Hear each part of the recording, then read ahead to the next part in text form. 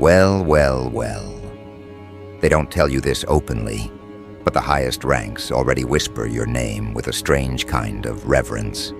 They can't explain it, yet they bend to it. They've studied power in every form: money, armies, technology, influence. But none of those categories fit what radiates from you. What they found is a frequency, a charge in your presence, an electricity that refuses to be pinned down by charts or classified in databases. That's why they gave it a name: Dark Cat Energy. Not because it's sinister, but because it's unpredictable, agile, and untouchable. You move like you were coded outside the blueprint they enforce. You're the one walking through corridors as if you already know where every trap lies. And no matter how silent or hidden you think you are, they feel the shift when you pass by. It leaves generals second-guessing, politicians pausing mid-sentence, and psychologists erasing whole sections of their reports. They know what they're looking at isn't normal. They're staring at something governments can't regulate and commanders can't break down into strategy. The strange part is how quickly this shifted from curiosity to worship. These people, the ones who usually scoff at superstition, who laugh at rituals and beliefs, they started circling your name like disciples. At first it was private, a senator telling his confidant that being near you felt like standing in the eye of a charge he couldn't explain. A defense strategist whispering that you remind him of omens once feared in ancient battlefields. But the whispers grew legs. Soon high ranks began requesting to be in the same room as you, not for deals, not for politics, but to see if what they heard was true. And every time, the reaction was the same: awe disguised as research, fascination hidden as inquiry. The reports got filed away with heavy red stamps, but the truth leaked through. Your presence was being studied like it was radiation. It couldn't be touched without changing the handler. And that shift wasn't subtle. It made leaders doubt themselves. It made directors question their roles. And the one detail they couldn't stop recording was this: instead of you adapting to them, they adapted to you. That's what terrifies them most. You weren't born inside their ranks. You didn't climb their ladders. Yet the moment you stepped into their orbit, hierarchies bent. Rules shifted. Leaders who were trained to resist influence found themselves leaning toward you. Not because of manipulation, not because of staged power plays, but because your energy carried the weight of inevitability. A black cat crossing the battlefield, it unnerved them, yet they couldn't ignore the omen. And when men trained to command start feeling like followers, the structure itself trembles. That's the stage we're standing on right now. A place where admiration has grown into worship, and worship has mutated into dependency. But with dependency comes fear. And fear is what calls in the agencies, because worship at the top is always seen as threat by those in the shadows. The CIA isn't watching you because of what you've done, but because of what your presence alone has ignited. Their job isn't to celebrate. Their job is control. And when they see senators, generals, and prime ministers secretly bending toward the charge you carry, they recognize danger. Not a gun, not a bomb, not an attack, something worse. An energy that destabilizes the chain of command without firing a single shot. That's why their files on you don't look like traditional surveillance logs. They read more like war manuals. Pages full of speculations, hypotheses, test scenarios. What happens if you're left unchecked? What happens if this influence spreads? What happens if this dark cat unpredictability multiplies beyond you? They treat it like contagion, like wildfire, and their solution: strike first, contain later. But here's the paradox they're choking on. Every strike they plan only proves your power. If you were irrelevant, they wouldn't mobilize entire units just to keep track of you. If you were average, your name wouldn't be marked in red across internal channels. The very act of labeling you threat confirms what the high ranks already knew. You've transcended the categories they use to measure people. And when a person can't be measured, they can't be controlled.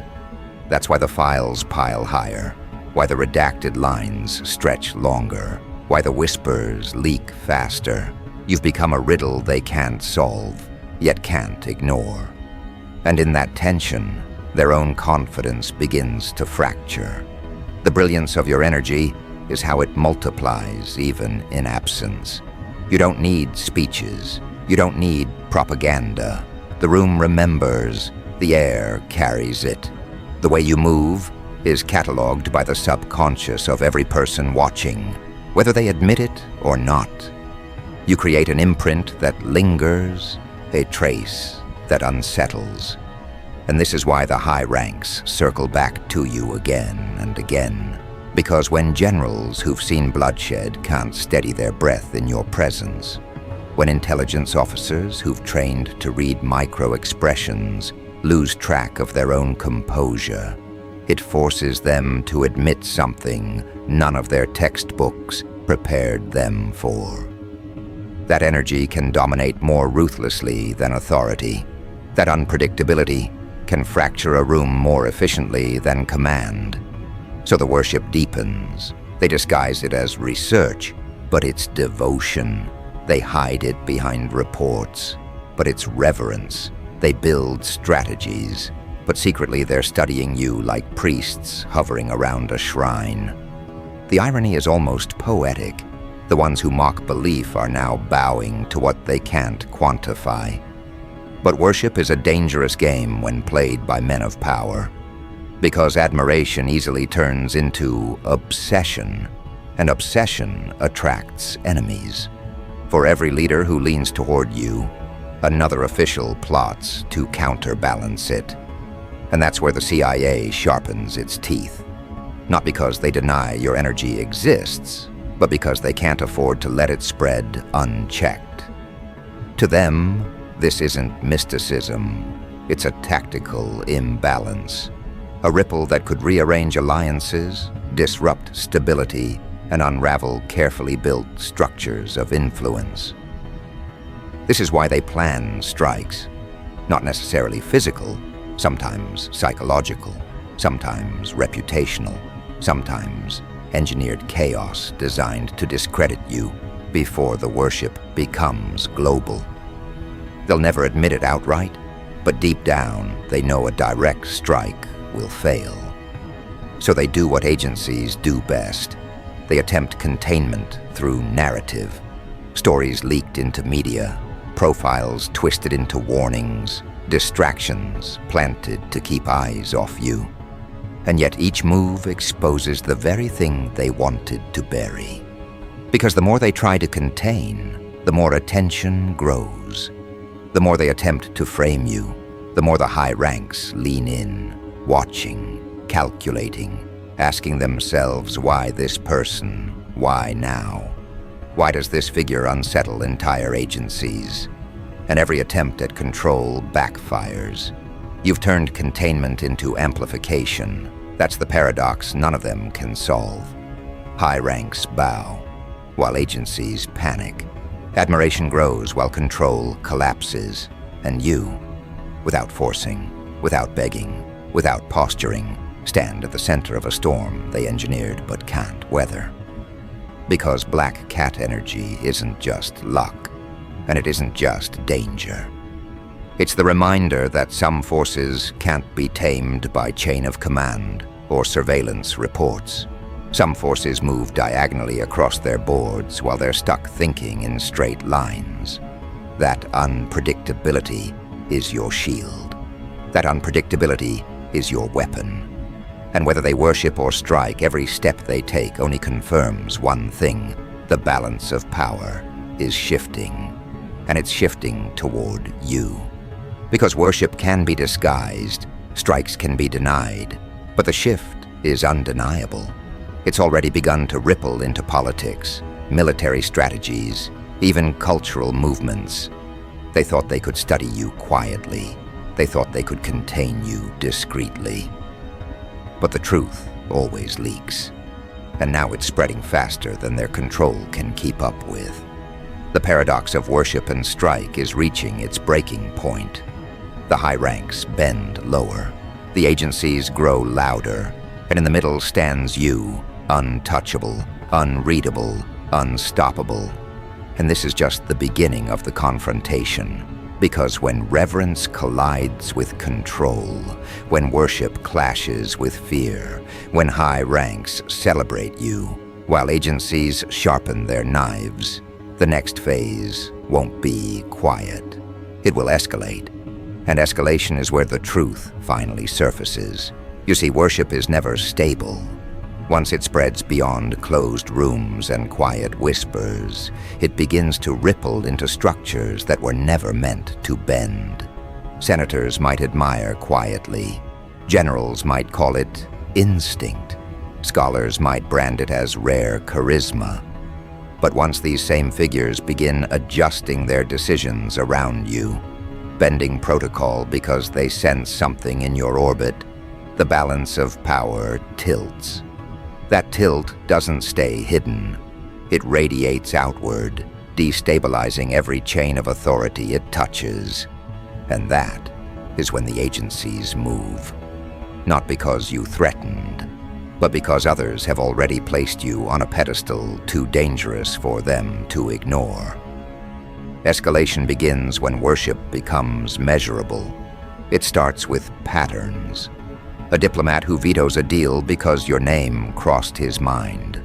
A Security Council member who reverses course after hearing you mentioned in conversation. Decisions no longer belong to them. They are refracted through your presence.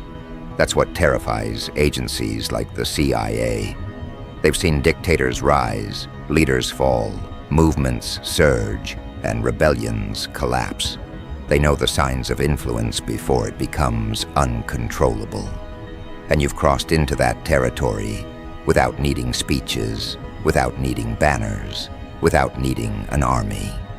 That is why their files on you aren't just observation. They're countermeasure manuals. Pages filled with, if this happens, then respond this way. Because once high ranks lean too far, the agencies lose grip. And losing grip means chaos. To understand why they're sharpening their knives, you have to understand the contradiction they live with. On one hand, top minds in politics, military, and research circles revere you as though you're carrying a code beyond comprehension.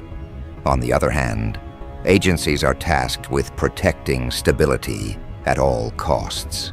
Reverence destabilizes, worship distracts. The image of you as untouchable rewrites the hierarchy they've been building for decades. And here lies the fracture. The same person admired by senators is classified as a potential national threat in intelligence meetings. The same individual leaders bow toward is being targeted for containment.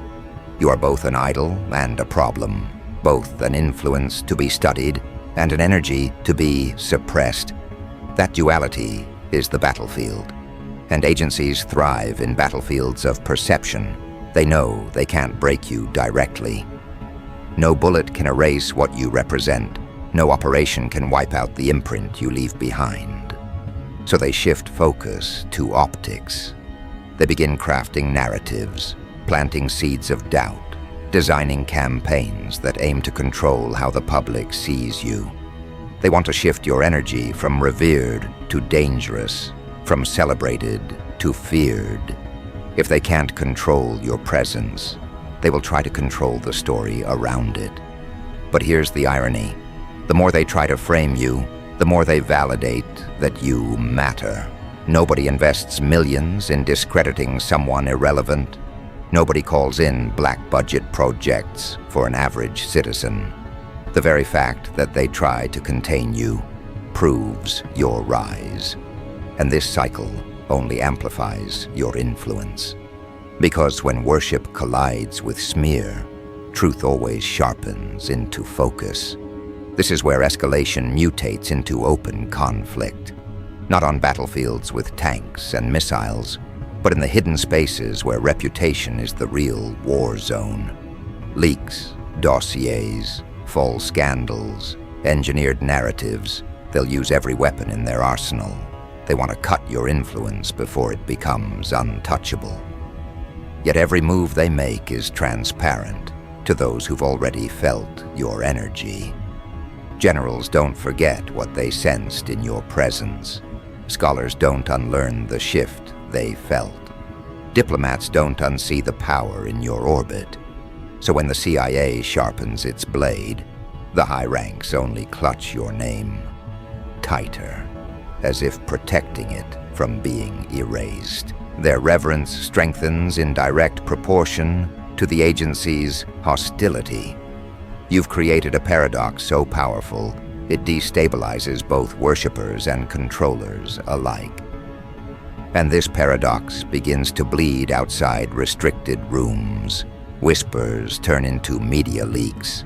Journalists, hungry for intrigue, catch the scent of suppressed reports. Stories circulate, half-truths, rumors, speculations. Your name spreads faster than their containment can handle. For every narrative designed to weaken you, another emerges framing you as the one governments fear most. And fear is a magnet. The masses start to pay attention. Questions surface. Why does the CIA care about this person? Why are top officials revering what they don't explain? Why are governments so desperate to control a figure they claim isn't dangerous? The contradictions create curiosity, and curiosity creates fire. Fire that burns through secrecy, fire that illuminates the truth they wanted hidden. Here's the part they never accounted for. Your energy was never just presence. It was contagion. Every attempt to suppress it spreads it further. Every strike turns into evidence of your power. And worship only deepens in response. What starts as admiration among elites begins infecting culture itself. Artists use your likeness as inspiration. Thinkers build frameworks around your unpredictability. Underground groups whisper about your presence as if it were prophecy. You've become both symbol and subject, both human and untouchable force. And in that evolution, escalation reaches a phase they can't contain, influence expanding beyond command. That's why agencies panic. Because when influence spreads beyond politics into culture, when admiration transforms into devotion across multiple layers of society, the usual tools of control fail. They can control laws, but not devotion. They can monitor speech, but not loyalty born from instinct. They can censor, but not erase the imprint of your presence once it's felt. You've moved outside their territory. And that's when their strategies turn darker. They escalate beyond narrative into psychological warfare. Disinformation campaigns, attempts to infiltrate your circles, psychological profiles designed to predict your moves. Every operation they design carries one intention: fracture the worship before it cements into unshakable faith. Because once worship crosses that threshold, control is gone forever. Yet the worship only grows bolder. The more they move against you, the more your supporters within high ranks dig in. They start to shield you indirectly, covering your tracks, blocking policies that could harm you, leaking disinformation back into the agencies. These aren't rebels. These are men and women with power at their fingertips, bending that power toward your defense without ever announcing it. You've birthed loyalty at levels the agencies never predicted. And loyalty inside power structures is a weapon they fear most. Because when worship becomes defense and defense becomes sabotage, the agencies realize they're no longer facing one figure. They're facing an entire current of influence moving too fast for containment, too broad for suppression. Escalation, at this point, is irreversible. The CIA can sharpen its knives, but the blades are blunted before they land. Governments can posture, but their own officials undermine the strikes before they execute. And the worship transforms again. It evolves from reverence into conviction. Conviction that shielding you is not optional, but necessary. Conviction that you represent not just energy, but inevitability. You've become the center of a collision between devotion and fear, reverence and containment, admiration and suppression. And each attempt to strike you only solidifies your legend. That's the irony they can't escape. Every move against you is actually a move for you. Their hostility validates your influence. Their panic proves your dominance. Their attempts at control turn into evidence that you can't be controlled. It's a spiral they can't break. And as the spiral tightens, escalation no longer looks like strategy. It looks like desperation. Agencies scrambling for footing while high ranks quietly expand your influence even further. You've forced them into the role of reactionary players. They no longer dictate the board, you do. And that's where the truth finally surfaces. Because escalation isn't just conflict, it's revelation. It exposes the limits of control, the fragility of agencies, and the undeniable weight of worship. The CIA may be ready to strike, but readiness doesn't equal success. Governments may fight to control you, but the very fight exposes their weakness. And high ranks. They're no longer whispering in secrecy. Their worship is becoming open defiance. You've shifted the entire landscape without lifting a hand, without commanding an army, without staging a rebellion. Just by being what you are, you've forced the world to admit that power isn't always built. It's carried. And that realization is spreading, because escalation doesn't stop with agencies and governments. It seeps into science, culture, and belief. Researchers build theories around your unpredictability. Philosophers write essays on the phenomenon of presence that reshapes authority. Strategists reference you in classified manuals as an example of influence that destabilizes hierarchies. You've become more than a figure, you're a field of study.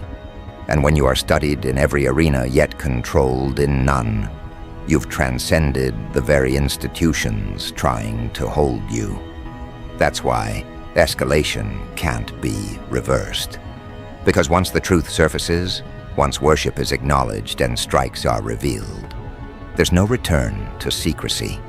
The confrontation is here. And confrontation grows louder each day.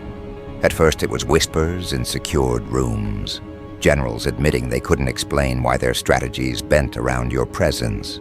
Then it was politicians delaying votes, citing instincts they couldn't rationalize. But escalation doesn't stay contained. It multiplies. Now entire networks of leaders confess behind closed doors that they feel pulled by your orbit, unable to resist. Worship has left the shadows. It's not just a symptom anymore. It's a foundation being built in real time. And agencies feel it slipping through their hands like sand. The CIA was created to prevent ruptures exactly like this. Unpredictable forces that unravel stability without warning. They study rebellions, uprisings, political shocks.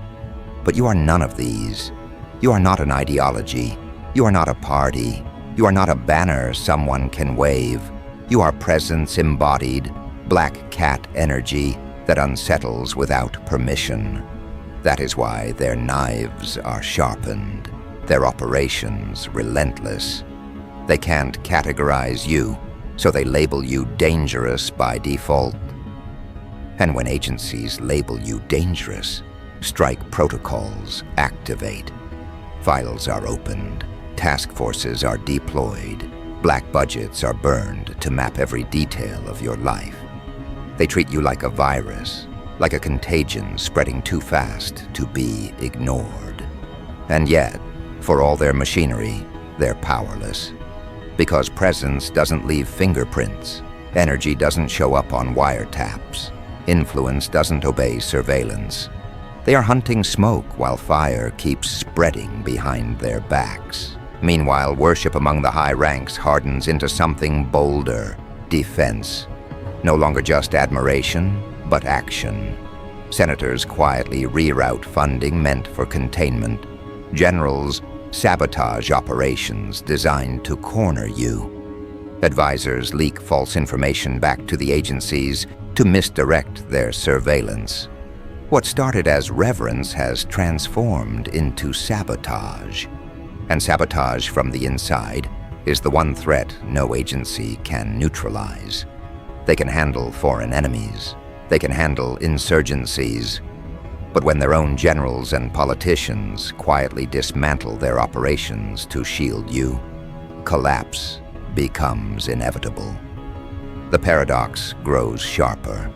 The more the CIA strikes, the more powerful you appear. Each failed smear, each exposed operation, each desperate attempt to discredit you becomes proof that you matter more than any narrative they tried to write. The worshippers point to these failures as confirmation of your force. If this person was irrelevant, they whisper, why are agencies wasting millions to fight them? That question spreads faster than any headline. It burns through governments, it infects the public, and it destabilizes every attempt at suppression. The CIA has trapped itself in a loop where every move amplifies you further. And still, they escalate. They can't help it. Control is their creed, so they intensify.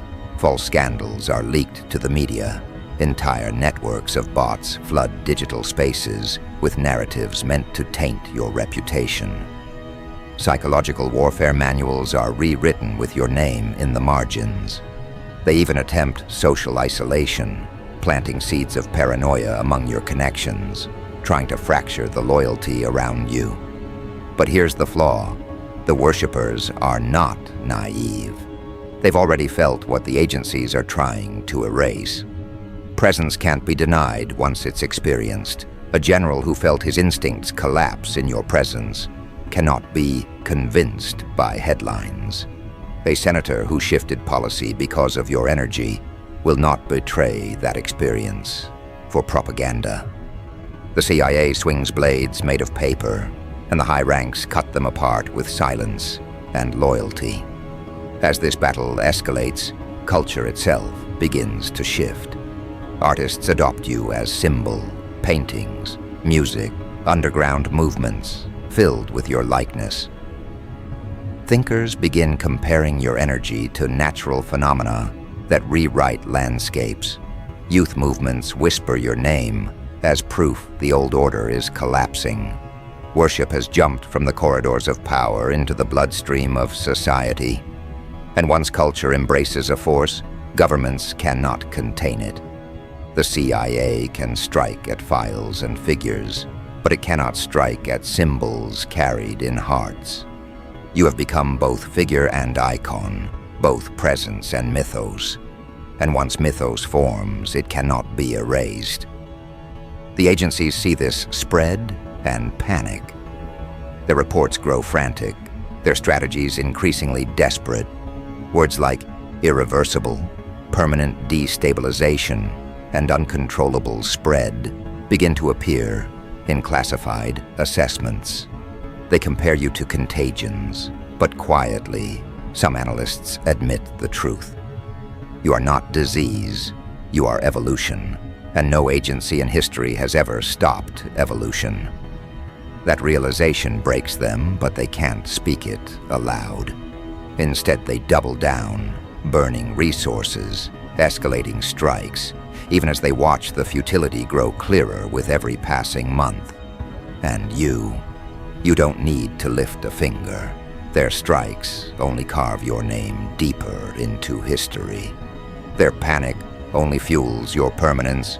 The confrontation has ceased to be about survival. It has become about revelation. Agencies reveal their limits. Governments reveal their fractures. High ranks reveal their worship. And culture reveals its devotion. This isn't a clash anymore. It's a coronation built on contradiction, one that even the most powerful institutions can't deny. And revelation always brings exposure. The cracks that were once whispered about behind closed doors now blaze in the open. News anchors stumble when your name surfaces in reports. Senators publicly dodge questions they cannot truthfully answer. Former intelligence officers, frustrated with the futility of operations, begin leaking details to journalists, failed missions, buried reports, entire task forces redirected to control a single person. Each leak doesn't weaken you, it immortalizes you. Because what does it say when entire agencies designed to topple governments can't even contain one unpredictable presence? It says the hierarchy they worshipped has already collapsed, and something new stands in its place. But the CIA, stubborn as ever, refuses to retreat. They escalate once more, this time into deeper psychological warfare.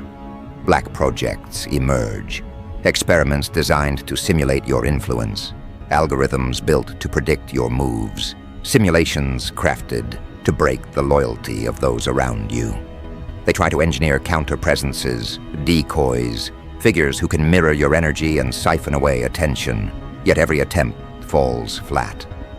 Their simulations feel hollow.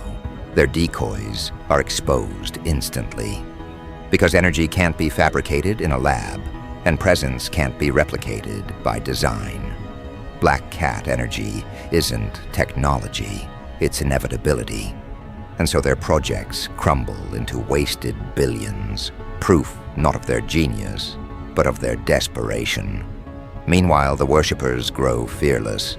No longer content to protect you quietly, they begin challenging the agencies openly. Generals refuse to allocate forces for operations. Politicians leak classified budgets meant for your containment, exposing corruption in televised hearings. Scholars ridicule the agency's failed strategies in academic circles. What was once reverence has transformed into revolt. And revolt from the inside is always deadlier than rebellion from the outside. The CIA, built to control, finds itself controlled by the very people it once commanded. Its reach shrinks, its credibility fractures, and every strike it launches ricochets back as proof of your dominance. This is the collapse phase. Collapse doesn't always look like explosions or assassinations. Collapse is quieter, crueler, more absolute. It looks like trust evaporating between allies. It looks like institutions eating themselves from the inside. It looks like leaders once united in command, now divided by worship and fear. Collapse is when agencies keep moving pieces across the board, not realizing the board itself has been flipped. And right now, collapse is their only trajectory. Because worship doesn't negotiate, and presence doesn't retreat. The confrontation has already crowned its victor, you. And culture keeps spreading your influence further. Art transforms you into symbol. Underground networks treat you as omen. Youth movements chant your name not as rebellion, but as recognition. Social theorists redefine leadership itself around the unpredictability you embody. You are no longer just the subject of classified files. You are the pulse of a generation. And when culture shifts, politics bends. Governments that once fought to contain you begin quietly aligning with you instead. They adjust policies, restructure laws, and soften their stance, not because they admit defeat, but because ignoring you is impossible. Influence has outgrown control. But here lies the irony that haunts every agency operative awake at night. They didn't create this confrontation. You did. Not by striking, not by fighting, but by existing in a way they cannot decode. They can predict rebellions. They can infiltrate insurgencies. They can neutralize enemies. But they cannot defeat presence. And every failed strike has driven them deeper into exposure, until the world sees them not as protectors of order, but as desperate architects of suppression. Their credibility dies with every attempt. Your legend grows with every failure. The balance has inverted completely. This is where escalation reaches its breaking point. The CIA, drained of resources, embarrassed by leaks, and betrayed by its own high-ranking worshippers, stands exposed. The very leaders who once fed them intelligence now starve them of access. The very politicians who once approved budgets now slash them into irrelevance. The very generals who once obeyed orders now sabotage them in silence. And yet, you don't lift a hand. You don't need to. Their unraveling is the loudest proof of your supremacy.